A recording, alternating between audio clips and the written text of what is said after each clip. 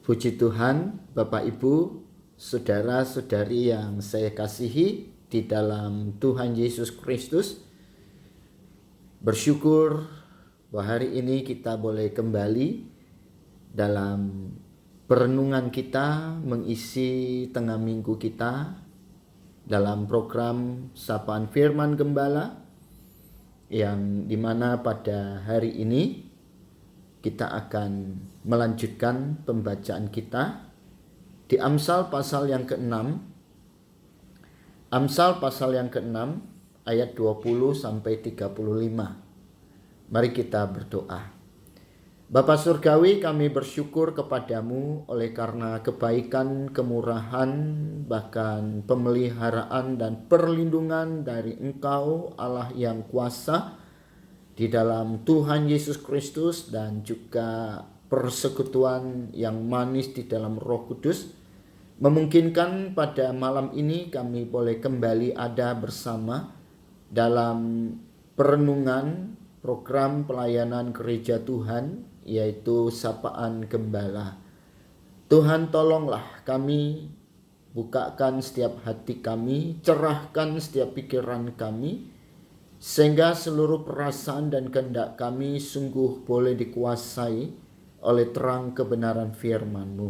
Terpujilah nama-Mu, di dalam nama Yesus Kristus kami berdoa. Haleluya. Amin. Ya, Bapak, Ibu, dan Saudara, pembacaan Alkitab dengan tema yang dibuat oleh Lembaga Alkitab Indonesia, yaitu nasihat tentang perzinahan. Ya, jadi kita harus memahami istilah perzinahan ini secara komprehensif, ya, secara lengkap, sehingga kita bisa hidup seturut dengan kehendak Allah yang akan menjadi Tuhan satu-satunya dalam kehidupan kita. Mari kita baca dulu Alkitab kita.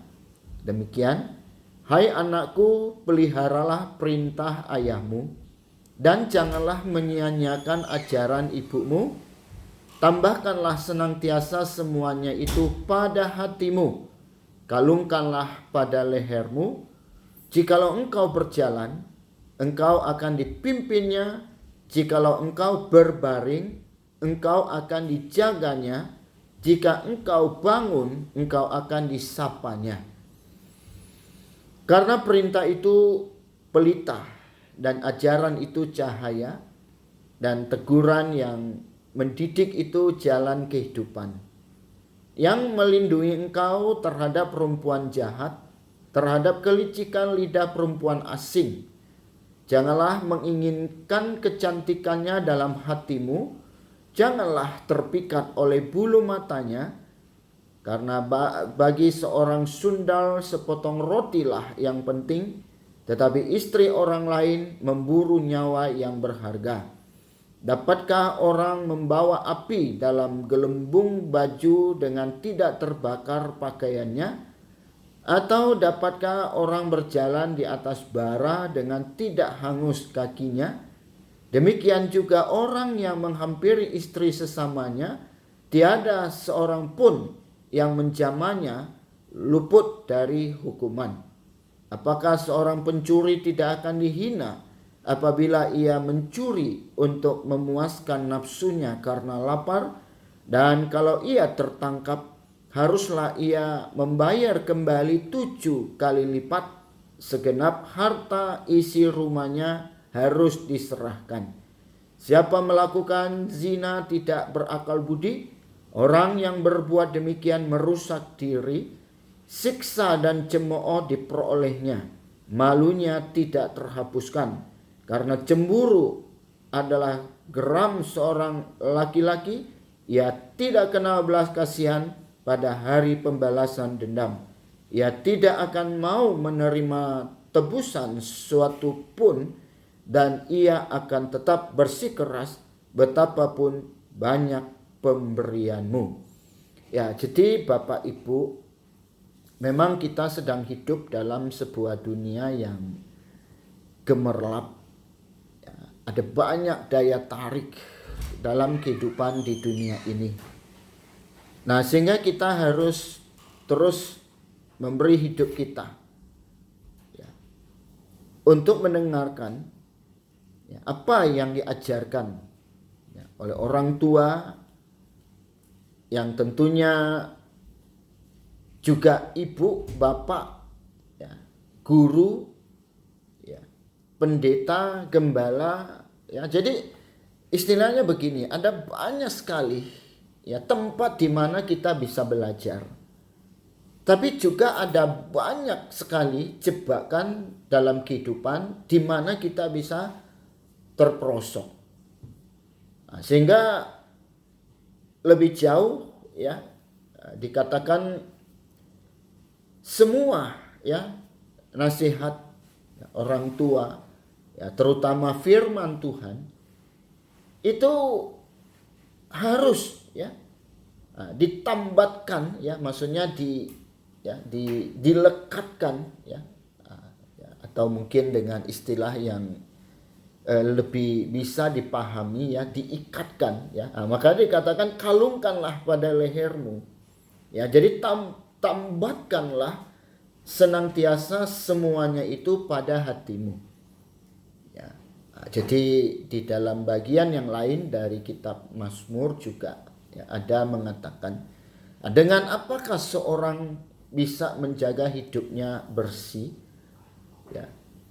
Ya, tentu dengan menjaganya sesuai dengan firman Allah. Nah, maka di sini dikatakan bahwa ya, ayat yang ke-22, jika engkau berjalan ya, engkau akan dipimpinnya. Ya, jikalau engkau berbaring, engkau akan dijaganya. Nah, jikalau engkau bangun, engkau akan disapanya. Ini adalah sesuatu yang luar biasa yang bisa membuat hati kita tenang ya, dalam menghadapi berbagai gejolak yang kadang-kadang juga ya, bisa ya, mendesak kita untuk melakukan sesuatu ya, yang sebenarnya juga tidak mendatangkan keuntungan buat hidup kita ya, justru bisa semakin membebani hidup kita. Nah, oleh sebab itu maka kita harus berpaut ya, menambatkan ya, selalu istilahnya ya dikatakan firman itu seperti sauh ya, sauh yang akan menahan kita ya dari tarikan arus dunia ini ya. Nah, di dalam ayat yang ke-23 ya, karena perintah itu pelita. Ya, jadi kalau kita hidup dalam kegelapan dosa, ya tentu kita membutuhkan secercah cahaya ya, yang akan mengarahkan kita. Ya, seperti sebuah pelabuhan yang selalu ditandai dengan adanya mercusuar. Ya. Nah, jadi jikalau engkau berbaring, ya engkau akan dijaga dan seterusnya ya. Dan ajaran itu cahaya. Ya. Ajaran Tuhan itu adalah cahaya yang akan terus menyinari ya, di sepanjang perjalanan kehidupan kita. Ya, dan teguran yang mendidik itu jalan kehidupan. Ya, yang akan melindungi kita dari apa? Dari berbagai ya, godaan kehidupan ya, duniawi. Akan meluputkan kita ya, dari berbagai ya, tipu muslihat dari iblis ya. Berbagai penyembahan berhala juga ya, dalam segala bentuk. Nah, itu juga merupakan ya, perzinahan ya, di hadapan Tuhan.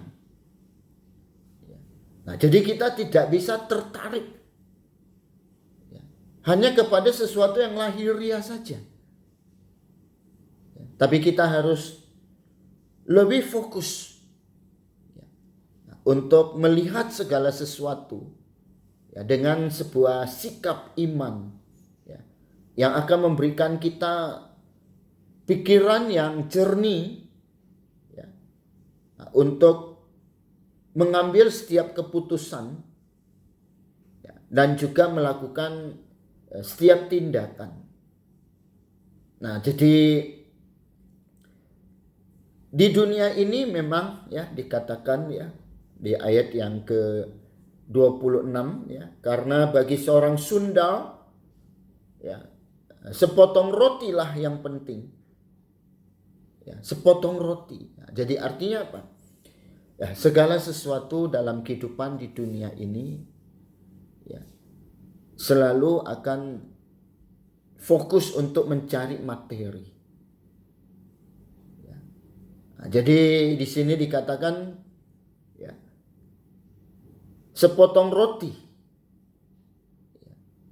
Nah, kalau istilah orang ya secara umum ya, kerap sekali kalau kita bekerja mencari nafkah, nah, maka diistilahkan dengan apa? Ya, cari makan. Ya, cari makan. Ya, saya pikir itu penting. Ya, sekali lagi bahwa makan itu ya supaya kita bisa kuat ya, sehat ya, agar kita bisa memiliki energi yang baik ya, untuk mengerjakan sesuatu, tapi bukan ya, bukan sesuatu yang hanya sekedar untuk menyenangkan ya hidup kita ya, atau istilahnya mencari kesenangan diri.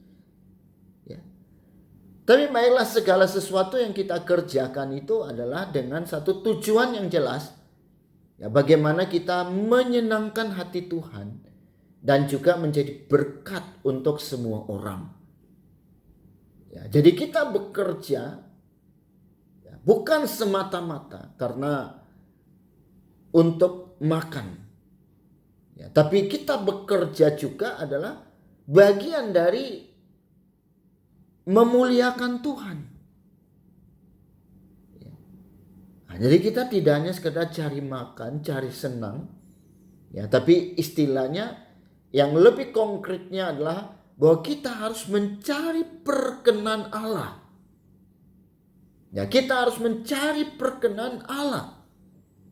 Ya, nah, kita jangan selalu hidup dengan spekulasi, ya, manipulasi, ya,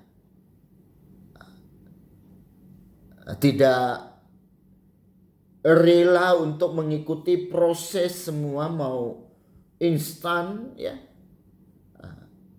Sehingga banyak sekali sekarang kita lihat terakhir-terakhir ini juga ya godaan-godaan dalam bentuk money game ya, yang menawarkan ya orang bisa kaya dalam sekejap.